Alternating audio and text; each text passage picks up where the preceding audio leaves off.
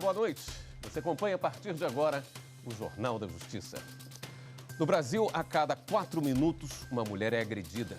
Só no ano passado foram mais de 145 mil casos de violência física, sexual, psicológica, entre outros tipos. Hoje, 25 de novembro, é o Dia Internacional para a Eliminação da Violência contra as Mulheres. Esse é um dos nossos destaques e você vai ver também. Polícia Federal cumpre mandados de reintegração de posse em municípios da Bahia. Os locais eram ocupados pelo Movimento dos Trabalhadores Rurais Sem Terra. Em Mato Grosso, presos ganham a oportunidade de estudar e se profissionalizar ainda dentro da cadeia. Juízes de Alagoas mudam a forma de trabalhar e aceleram o julgamento de ações. E ainda, uma exposição reúne fotos e material audiovisual produzido por jovens de Porto Alegre que cumprem medidas socioeducativas. –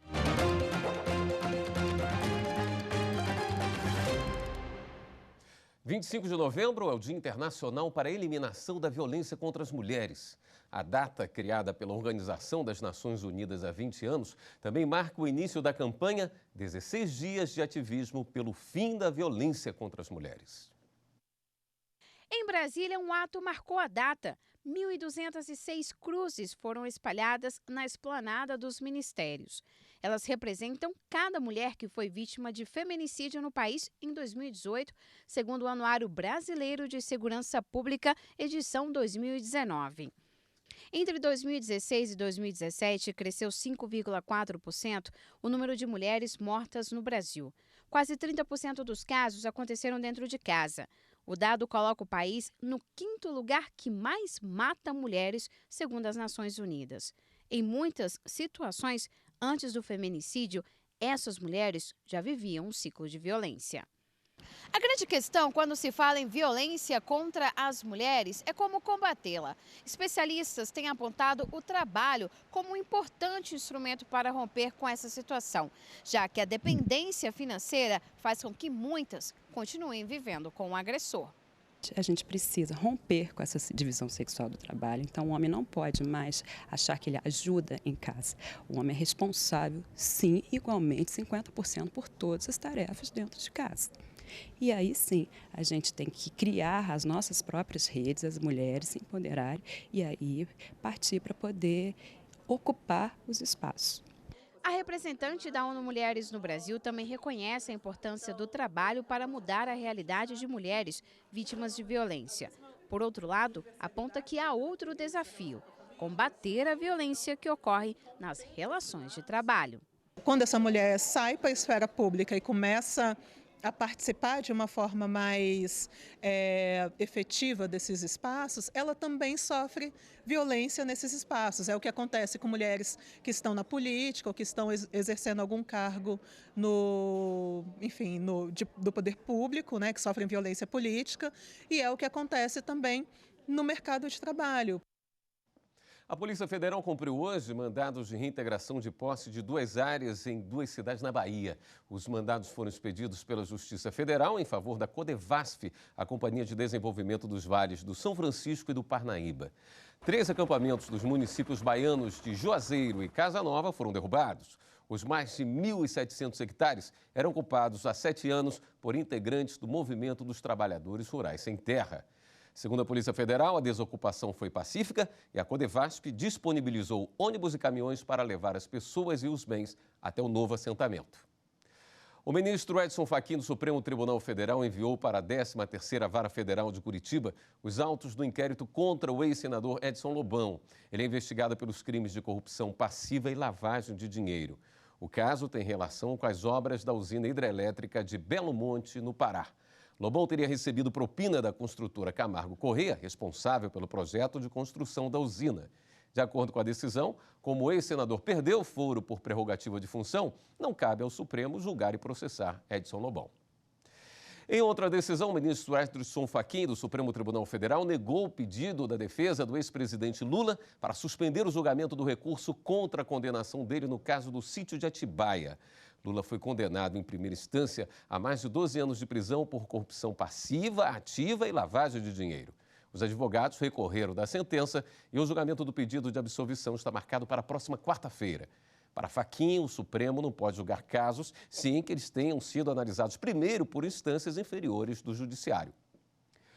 Por lei, as vítimas do Césio 137 têm direito à pensão especial, mas um policial militar que teve contato com a substância precisou recorrer à justiça para garantir o benefício. Para ter direito ao benefício, o solicitante deve comprovar por meio de junta médica oficial, com supervisão do Ministério Público Federal, que teve contato direto com o elemento radioativo, que apresenta os percentuais de contaminação previstos em lei e sequelas que impeçam de maneira parcial ou total o desempenho profissional ou de aprendizagem. Apesar de alegar que no exercício das atividades militares recebeu ordens para fazer isolamento dos locais contaminados sem o uso de equipamentos de proteção, um policial teve o pedido da pensão especial negado. O caso veio parar aqui no Tribunal Regional Federal da Primeira Região. Ao analisar o processo, os magistrados entenderam que seria necessária uma nova perícia para avaliar a situação atual do policial, já que existe a possibilidade de surgimento de alguma doença que tenha relação com o Césio 137. E você pode participar do Jornal da Justiça? Mande sua sugestão de reportagem para o nosso WhatsApp. Anote o número 61992606116. E a seguir, em Mato Grosso, presos têm a oportunidade de estudar e aprender uma profissão ainda dentro da cadeia. Voltamos em instantes. A justiça, ela tem o pêndulo, da balança. E tudo isso converte ao que o momento que a gente está vivendo na sociedade brasileira. E justiça para mim é democracia.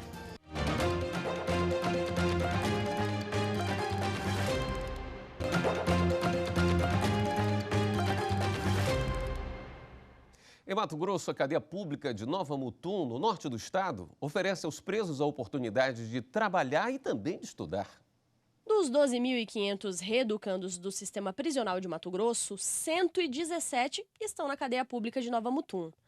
Lá, a Fundação Nova Chance tem parceria com a Cooperativa Mutuense de Trabalho e emprega 14 destes reeducandos, dando a eles a chance de serem reinseridos no mercado de trabalho, aprender novos ofícios e mudar de vida.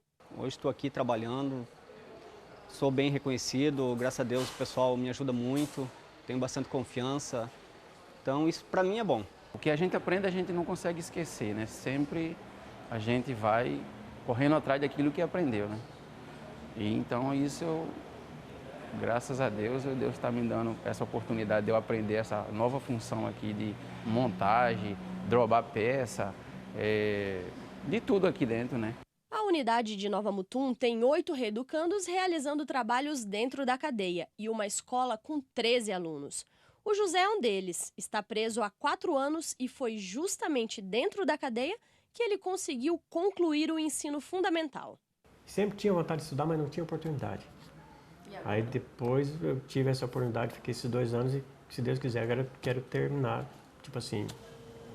prosseguir, fazer uma faculdade. Em reunião no Fórum da Cidade, o Grupo de Monitoramento e Fiscalização do Sistema Carcerário, juízes e outras autoridades debateram a ação civil pública para a construção de uma nova unidade prisional no município.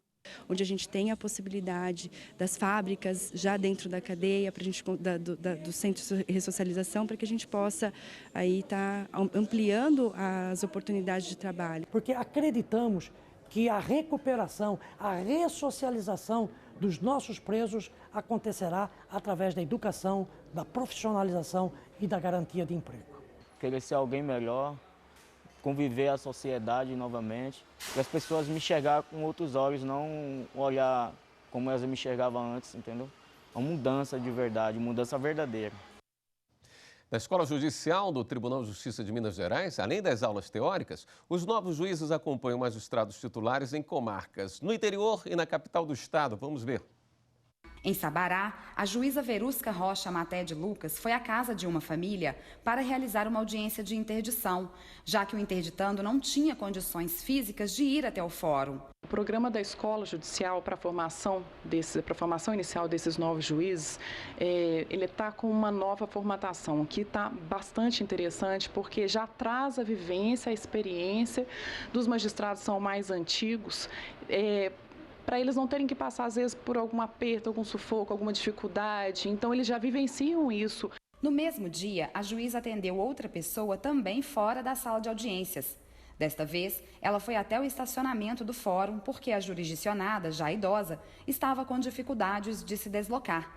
A audiência foi realizada ali mesmo e os novos juízes puderam acompanhar tudo. Eu acho muito rico para um magistrado que está entrando, que a gente às vezes vem de muito estudo, né, de muita teoria, ver na prática como que isso funciona e poder ver pessoalmente como que um magistrado experiente lida com a situação. Projeto Justiça Efetiva busca dar mais agilidade ao judiciário alagoano através do esforço concentrado. No município de Arapiraca, em apenas 2 meses e meio, mais de 1.000 processos que estavam parados foram julgados. Fórum de Arapiraca, 6ª Vara Cível Residual. Aqui são julgadas ações relacionadas a diversos assuntos. Em apenas 2 meses e meio de trabalho com o projeto Justiça Efetiva, a 6ª Vara já contabiliza resultados expressivos. Nesse tempo, eles conseguiram sentenciar mais de 1.000 processos que estavam parados. Além disso, também conseguiram avançar no cumprimento das metas estabelecidas pelo CNJ. Meta 1, nós temos que julgar mais processos no ano de 2019 do que os processos que foram entrados no ano de 2018. E a meta 2, nós temos que julgar 80% dos processos que foram distribuídos no ano de 2015. Nós já cumprimos a meta 1 do CNJ e agora o nosso foco é cumprir a meta 2. Nós temos até o dia 19 de dezembro para julgar 360 processos que compõem a meta 2 do CNJ. Para que se consiga alcançar o objetivo, a rotina teve que mudar. O fluxo de trabalho aumentou e as cobranças também. Antes do projeto, nós já trabalhávamos em um regime de mutirão diante de um relatório do CNJ. Nós já acompanhávamos o que o CNJ queria.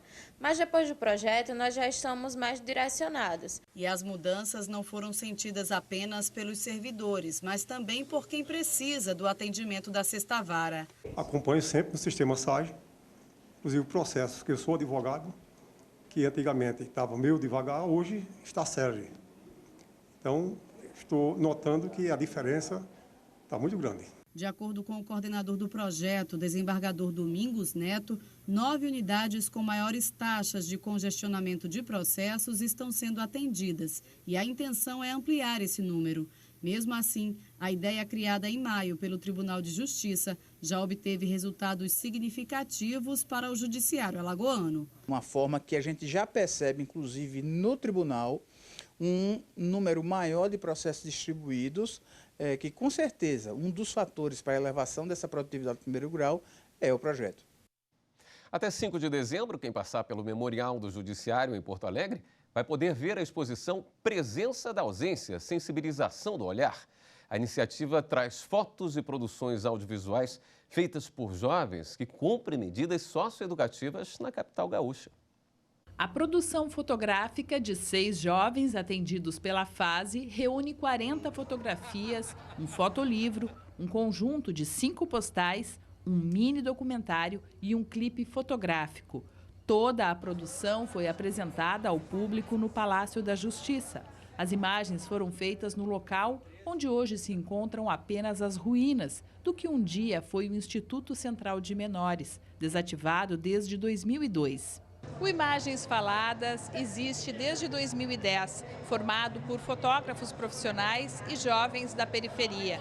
A linguagem fotográfica é usada como um instrumento pedagógico que busca resgatar a autoestima e o potencial criativo dos integrantes. A maioria dos jovens, quando a gente conhece a vida pessoal deles, já vem de uma história de perdas, né, de direitos que foram negados. Então, esse é o nosso trabalho, esse resgate até da própria cidadania. As fotografias foram feitas com câmeras modernas e também artesanais, como a de lata e a feita de caixa de fósforo. A gente fez isso, né, lá no Ponto de Cultura, os meninos com possibilidade de atividade externa. Eles passaram 4 meses, em 2017, um grupo que ficou 4 jovens e virou uma exposição. Com essa exposição fotográfica, escrevemos um projeto no Fundo de Apoio à Cultura do Estado do Rio Grande do Sul em 2019, né?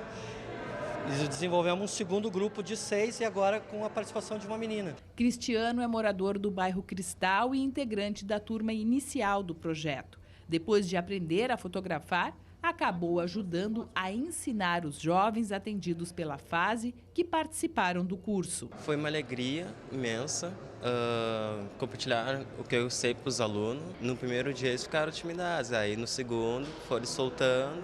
Parte da equipe de professores e alunos participou do lançamento e da sessão de autógrafos da obra e teve fila para pegar as assinaturas. Eu me sinto feliz por ter participado e me sinto feliz de estar saindo um pouco dando essa banda. Qual foi o momento que tu mais apreciou do projeto? Acho que quando a gente aprendeu a tirar foto com câmera, assim, tipo lata, caixinha de fósforo, vários negócios assim que nunca imaginei que dava para tirar uma foto. Por isso. Antes tu nunca tinha feito uma fotografia profissional assim antes? Não, nunca tinha feito. Trazer esses jovens, o simples fato deles virem para cá, deles se tornarem protagonistas, autografando um livro, sendo autores de uma exposição, isso já traz umas outras perspectivas de possibilidades de o que eles podem fazer adiante. A exposição fica aberta até o dia 5 de dezembro no Memorial do Judiciário, com entrada franca. Determinadas situações podem levar uma pessoa à prisão. Prisão em flagrante, temporária, preventiva e até civil em caso de não pagamento de pensão alimentícia. Esses são alguns tipos definidos na legislação brasileira. E entenda a diferença entre eles na reportagem de Fernanda Porto. Pego no ato do crime. Essa é a definição de prisão em flagrante. A legislação brasileira permite que ela seja decretada quando alguém é encontrado no local do delito com arma, objetos ou papéis que presumem que ele é o autor.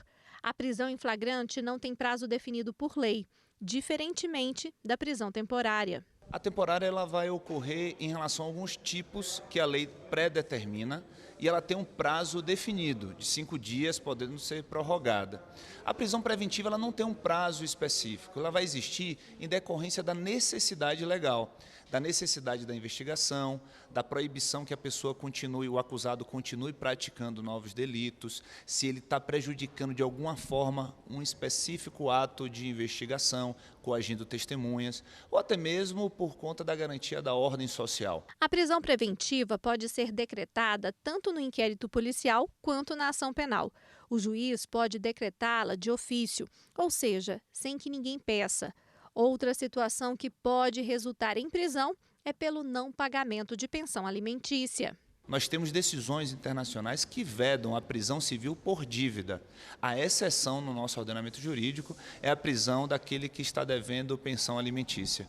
Essa é uma prisão bastante controversa, mas hoje no nosso ordenamento jurídico ela existe, está regulamentada por lei, a jurisprudência é pacífica no seu entendimento de que aquele pai ou aquela mãe que está devendo alimentos aos seus filhos, eles podem ser presos até o pagamento da dívida. Não vai ser preso, não há uma aplicação de uma pena durante um certo período, não. A pena ela existe apenas como elemento de coação para que a dívida seja adimplida, que o credor ele pague os alimentos que ele está devendo. Um outro caso específico é a prisão para extradição, determinada pela Lei de Imigração. Os pedidos de extradição feitos para o Brasil são analisados e julgados pelo Supremo Tribunal Federal. A Constituição proíbe a extradição de brasileiros natos e também de estrangeiros nos casos de crime político ou de opinião. A legislação ainda define formas de cumprimento da pena. Pode ser desde no sistema carcerário, em regime fechado, até em prisão domiciliar. Nós vamos ter aí os regimes fechados, que é o regime fechado é o regime em que o condenado ele cumpre a sua pena dentro do sistema prisional integralmente, o regime semiaberto, onde ele já vai ter uma saída aí para a prática do trabalho, para trabalhar, para começar a se ambientar com a sociedade. E nós temos o regime aberto. No caso de Brasília, por exemplo, que nós não temos as casas de albergues, de albergado, nós vamos ter aí a substituição do regime aberto pela prisão domiciliar, que é quando o indivíduo está cumprindo a sua pena, podendo trabalhar, podendo fazer suas coisas, suas tarefas sociais, mas à noite ele tem que se recolher no ambiente domiciliar. Você vai ver em instantes, o Ministério Público Federal recomenda a implementação de um projeto sobre direitos humanos e liberdade religiosa nas escolas do Rio de Janeiro. Voltamos já. tudo aquilo que é justo e, acima de tudo, tudo aquilo que se torna acessível ao cidadão comum.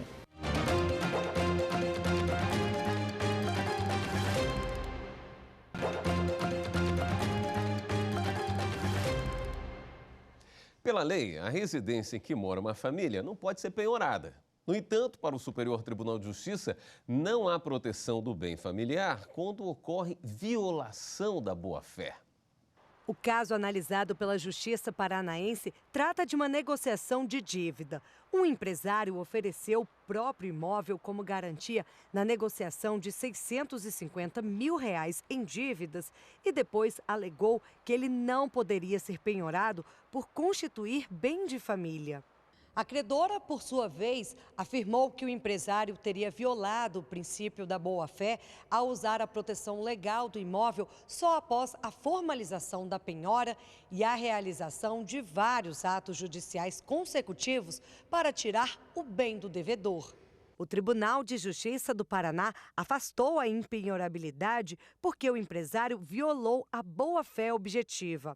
Ao analisar o recurso, a relatora, ministra Nancy Andrighi, entendeu que o devedor não pode ofertar bem em garantia, que é sabidamente residência familiar, para posteriormente vir a informar que tal garantia não encontra respaldo legal e pedir a exclusão da penhora. Ainda segundo a magistrada, o proprietário não realizou nenhum ato para constituí-lo como bem de família. Com isso, os ministros da terceira turma concluíram que é possível oferecer o bem familiar como garantia de cumprimento do acordo celebrado. No Rio de Janeiro, o Ministério Público Federal recomendou a implementação de um projeto sobre direitos humanos e liberdade religiosa na rede escolar. A recomendação foi feita à Secretaria Estadual de Assistência Social e Direitos Humanos e à Secretaria Estadual de Educação do Rio de Janeiro. O projeto Educação Mais Humana deve ser implantado em até 90 dias na rede escolar fluminense. Esse projeto foi elaborado com materiais já preparados e foi objeto de um termo de cooperação firmado no ano passado entre as duas secretarias, porém até agora não foi implementado. O objetivo dele é assegurar o respeito à liberdade religiosa, a valorização das comunidades religiosas de matriz africana na Baixada Fluminense e o combate à intolerância religiosa. O Ministério Público do Estado do Rio de Janeiro denunciou 15 homens por associação criminosa. Eles são acusados de explorar serviço clandestino de TV a cabo em bairros de Nova Iguaçu, na Baixada Fluminense. A denúncia descreve as funções específicas de cada integrante do grupo, entre elas a instalação, cobrança, manutenção, administração e até atendimento. O líder do grupo é Miguel Teodoro da Silva, conhecido como Cigano. Ele orientava os demais integrantes. A denúncia foi recebida pela Justiça, ou seja, os 15 acusados viram réus e vão responder pelo crime. É hora de dar um giro na rede para saber as últimas notícias.